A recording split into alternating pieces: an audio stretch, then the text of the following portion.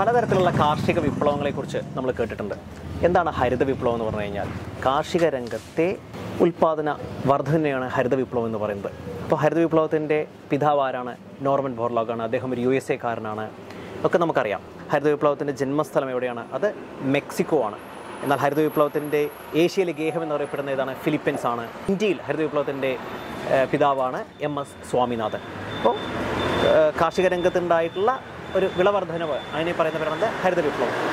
അടുത്താണ് ധവള വിപ്ലവം എന്ന് അറിയപ്പെടുന്നത്. എന്താ ഈ ധവള വിപ്ലവം എന്ന് പറഞ്ഞു കഴിഞ്ഞാൽ?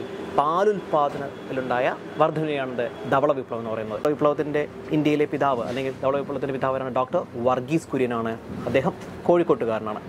ഇനി മുട്ട ഉൽപ്പാദനത്തിലുണ്ടായ വർധനവ്. മുട്ട ഉൽപ്പാദനത്തിലുണ്ടായ വർധനയെ പറഞ്ഞ പേരെന്താണ്? അതിനെ പറഞ്ഞ പേരെന്ത്? രജത വിപ്ലവം എന്ന് അറിയപ്പെടുന്നത്. രജത വിപ്ലവം എന്ന് പറഞ്ഞു കഴിഞ്ഞാൽ മുട്ട ഉൽപ്പാദനത്തിലുണ്ടായ വർധനമാണ്. പഴം, അതുപോലെ തന്നെ പച്ചക്കറി, ഇവയിലുണ്ടായ വർധനവ്.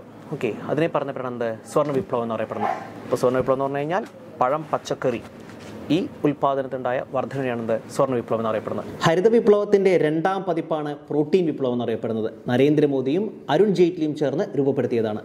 അതുപോലെ തന്നെ തക്കാളി മാംസോൽപാദനവുമായി ബന്ധപ്പെട്ടാണ് ചുവപ്പ് വിപ്ലവം. എണ്ണക്കുരുക്കളുമായി ബന്ധപ്പെട്ടതാണെന്ത്? മഞ്ഞ വിപ്ലവം എന്നറിയപ്പെടുന്നത്. അതുപോലെ തന്നെ രാസവളങ്ങളുടെയും തുകലിൻ്റെയും ഉൽപ്പാദനവുമായി ബന്ധപ്പെട്ടതാണെന്ത്? ബ്രൗൺ വിപ്ലവം എന്നറിയപ്പെടുന്നത്. മത്സ്യോൽപാദനവുമായി ബന്ധപ്പെട്ട ഒരു വിപ്ലവമാണെന്ത്? നീല വിപ്ലവം എന്നറിയപ്പെടുന്നത്. കാർഷിക മേഖലയിലെ മൊത്ത ഉൽപാദന വർധനവിനെയാണെന്ത്?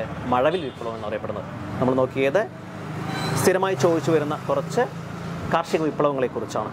മനസ്സിലായെന്ന് വിചാരിക്കുന്നു. Thank you.